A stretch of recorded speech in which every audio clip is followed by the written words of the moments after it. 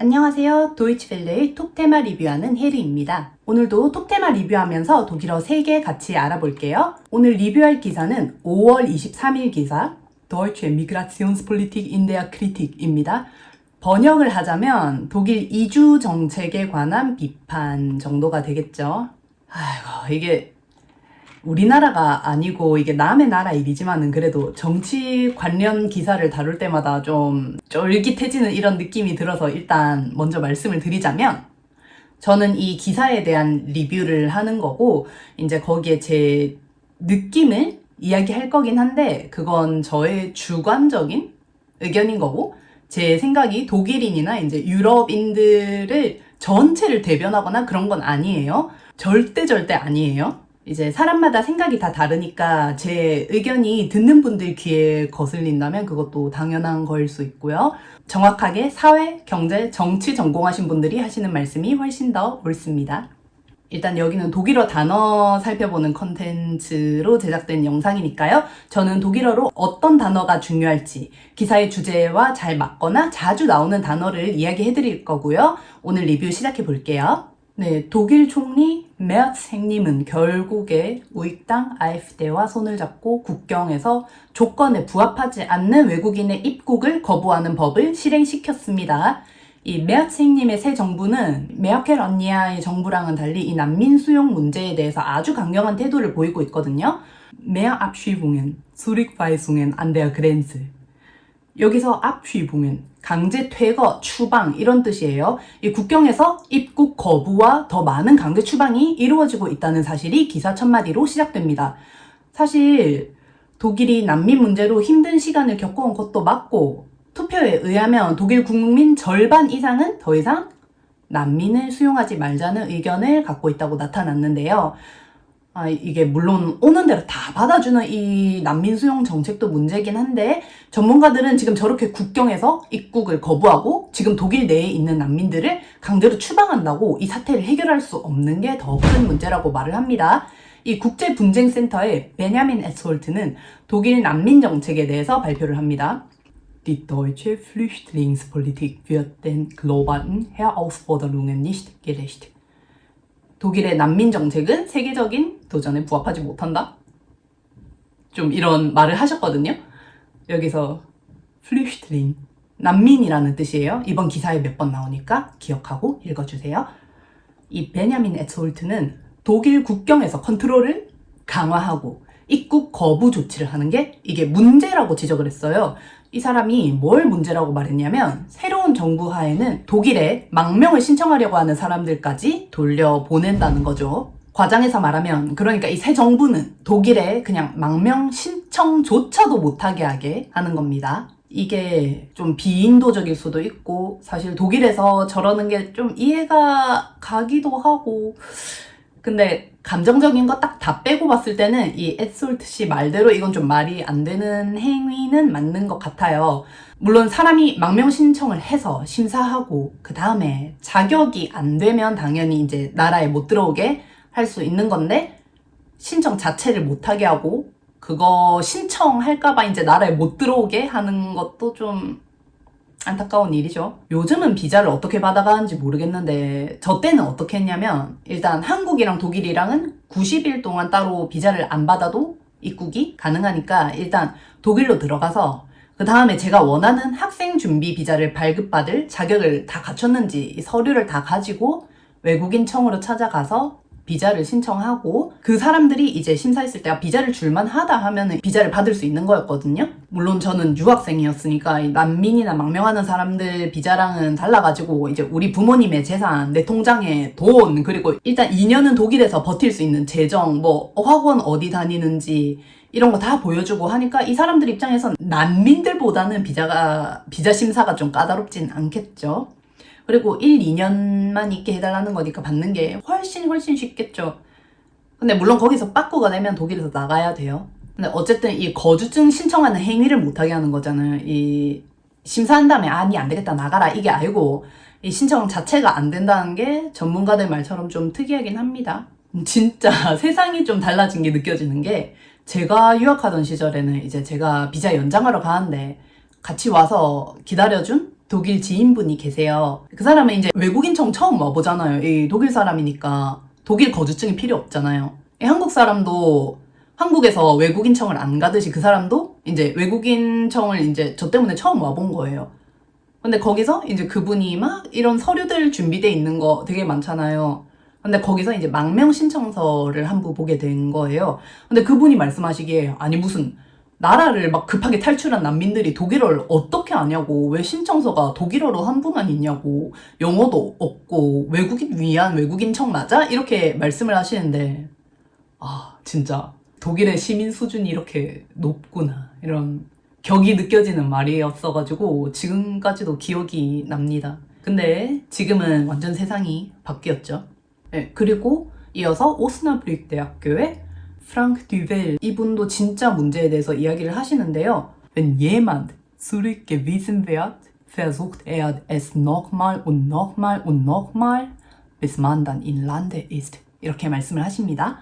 누군가 입국을 거부하면 입국할 수 있을 때까지 시도하고 또 다시 시도한다는 내용이었어요. 이게 nochmal이 몇 번이고, 이게 하나, 둘, 셋? 세 번이나 말했네요. 이렇게 세 번이나 강조했죠. 이제 될 때까지 해본다는 마인드가 참 준법적이고 좋긴 한데, 여기 유럽에 일처리 되시는 거 아시는 분들은 아시죠? 이거 저 노말 2번 걸리면 이미 1년 지났을 수도 있어요. 1년 동안 국경 길바닥에서 기다리게 된다는 겁니다. 이게 준법적이면. 이게 준법적으로 해서 이게 안 되면 그 다음엔 미입국 조직이 움직이게 된다고 이렇게 이어서 말씀을 하시거든요. 불법적으로 독일 안으로 들어가게 해주는 거죠. 에스홀트 이분이 참 대단하신 분 같아요. 보통 공부하신 분일수록 안 된다고 하면 뭐 못 들어오겠지, 막았으면 못 들어오겠지, 뭐 이렇게 막 도련님처럼 생각하던데 이제 사회에서 일어나고 있는 문제를 좀 찔러주십니다. 이 에스홀트 선생님은 독일 정부가 합법적인 입국 경로, 이 난민 수용 프로그램을 대부분 종료하겠다고 발표한 것에 대해서 이게 오히려 역효과가 난다, 이렇게 보신대요. 이 사람들이 브로커 통해서 독일에 불법으로 밀입국하게 되면 이 사람들이 또 불법적인 일을 저지르면서 살아가게 되는데 이게 더 큰 문제라는 거죠. 그래도 독일에서 난민으로 등록돼서 어떤 일이라도 할 수 있으면은 보통은 불법적인 일은 많이 안 하거든요. 근데 저렇게 불법으로 들어오면 이제 할 수 있는 거 뭐 도둑질도 하고 약도 팔고 뭐 이런, 그래갖고 사는 거밖에 없겠죠. 그리고 이런 게 많아지면 이제 나라 꼴이 말이 아니게 되겠죠, 진짜. 그렇게 하면서 이제 또 독일에 계신 분들이랑 이제 갈등이 또 심화가 될 거고. 어쨌든 사는 게 달랐던 사람들이 이렇게 대거로 독일로 들어왔을 때 독일도 사회 문제가 많았거든요. 이 혹시 넷플릭스에서 몬스터라는 만화 혹시 보신 분 계실까요? 제가 되게 좋아하는 만화기도 한데 이 만화 배경이 되는 시대가 지금보다 살짝 옛날인 독일인데 이제 거기서 튀르키예 사람이랑 독일 사람이랑 갈등이 좀 나옵니다. 이 독일 관련된 미디어 이런 거 좋아하시는 분들은 한번 보면 되게 좋은 애니메이션이에요, 진짜로. 전 진짜 강추. 근데 이게 노동 비자를 발급받아서 온 사람들이랑도 그렇게 이렇게까지 조금 갈등이 있었는데 이 비자도 없는 사람들이 막 불법으로 막 이렇게 막 화랑창창창 들어오면 진짜 그리고 엘랑임 뉴른베르크 대학교의 페트라 멘델 선생님은 이 독일이 입국을 거부하는 건 유럽 법을 위반하는 거라고 이렇게 세게 말씀을 하시거든요. Wenn man der Politik der Vorrang vor diesem Recht gibt, dann öffnet man der Willkür Tür und Tor. 이렇게 정치가 법보다 우선시되면 그 횡포의 문을 활짝 열어주는 셈이라고 말씀을 하십니다. 여기서 저희가 알아볼 거는 öffnet man der Willkür Tür und Tor. Willkür, 이게 뜻이 횡포, 법 이런 거거든요. 이 Tür는 문이고 Tor도 따지자면 문은 맞는데 뭐 그냥 문 말고 뭐 저런 문 말고 그냥 성문 같은 거 아니에요. 이렇게 경기장에서 골 들어간 거 그런 걸 Tor라고 하거든요. 어쨌든 뭐 Tür도 나오고 Tor도 나오고 아예 문이랑 문을 활짝 열어 제껴주는 그런 횡포의 문을 완전 열어주는 그런 걸 뜻합니다.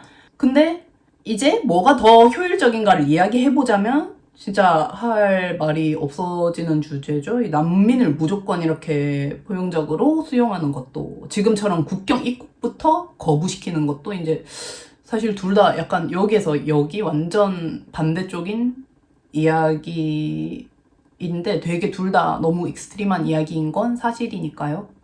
사실 난민 문제는 그냥 감정적으로만 생각하면 참 슬픈 문제죠.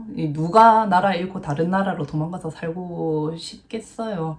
근데 그 사람들을 수용하는데 드는 비용, 시간 이런 걸 생각하면 또 이게 현실적인 이야기가 되는 거니까 아마 한 10년 전 정도 제가 바이마르에 있을 때 이게 그때 난민 수용이 결정돼서 그때 알게 됐는데 아마 한 사람당 한 달에 300유로 정도 지원금을 받았던 걸로 기억을 하는데 이게 맞는지는 확실하지 않습니다. 그러니까 우리 같은 유학생들은 외국인청에서 비자 받을 때 마지막에 전자카드를 이런 카드를 하나 줘요. 그리고 이 카드로 이 외국인청 1층에 있는 그 자판기 같은 데 가가지고 돈을 지불하고 오라고 해요. 그래서 이걸 들고 이렇게 그 돈 넣으러 가요. 근데 그 기계 앞에 줄이 이렇게 쫙 이렇게 엄청 사람들이 많이 기다리고 있는 거예요. 그래서 저는 와, 바이마 진짜 시골인데도 외국인 진짜 많네 이렇게 생각했거든요. 그때 학생 비자 2년짜리가 100유로였나 120유로였나 좀 그랬었던 것 같아요. 그래서 그 기계 담당자가 준 카드를 이렇게 넣으면 돈을 얼마나 넣어야 되는지 뭐 100유로인지 120유로인지 뜨고 거기에 돈을 지폐로 이렇게 넣어야 됐었거든요. 근데 제 앞에 있는 그 외국인들은 그 기계에서 돈을 뽑아가는 거예요. 저는 그 기계에서 돈이 나오는 걸 진짜 처음 봤거든요. 저희는 맨날 넣기만 했지 이렇게 나오는 걸 본 적이 없으니까. 근데 그게 난민 지원금이라고 하더라고요. 뭐 그렇게 지원금 받아서 생활하고 난민들 수용소에서 살면서 언어 배워가지고 이렇게 취직하고 그 다음에 일하면서 독일에서 정착하는 게 이 난민 프로그램이었던 걸로 기억을 하는데 지금은 이제 대부분 다 그렇게 살면서 영주권을 갖고 계시겠죠. 그러면 이제 그분들은 난민이 아니고 독일 영주권자들이니까 이 난민들 처음 들어올 때 좀 기억나는 일이 있는데 혹시 여러분들 독일의 판트라는 제도 알고 계신가요? 이게 플라스틱 병, 맥주, 유리병, 뭐 음료수 캔 이런 걸 돈으로 돌려주는 그런 제도거든요. 바이마르 공원이 진짜 큰데 거기에 막 난민분들이 그걸 막 주우러 돌아다니시는 거예요. 되게 많이 나와서 주우러 다니시더라고요. 그래서 저는 부업으로 그냥 저렇게 하시는가 보다 이렇게 생각을 했거든요.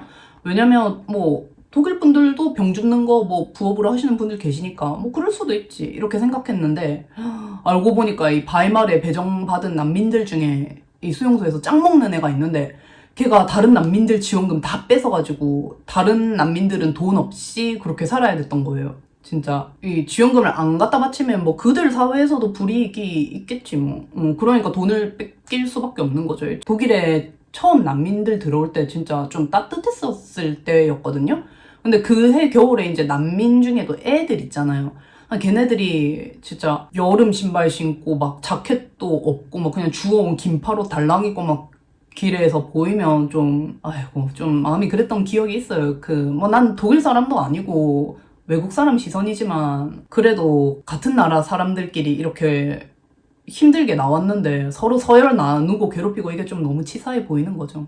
진짜 딴짓 안 하고 정석대로 난민 프로그램을 끝내고 독일에 정착하신 난민분들은 진짜 고생하신 분들이에요.